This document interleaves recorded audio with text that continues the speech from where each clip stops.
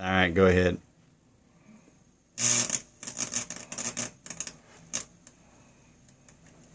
Put your tongue on it.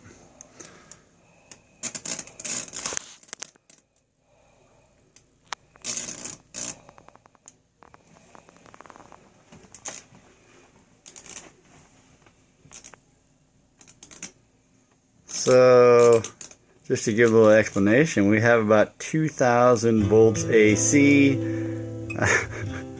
coming to a margarine bucket, which comes over to our 110 circuit. To see if I still feel, I focus on the pain.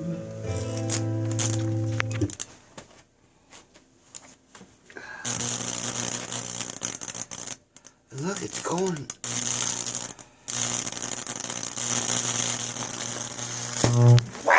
Jesus Christ.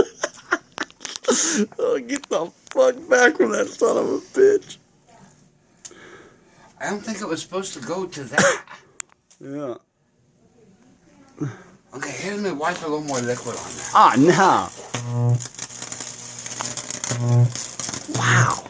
Wow. I can't see. Look at the arcs off that son of a bitch.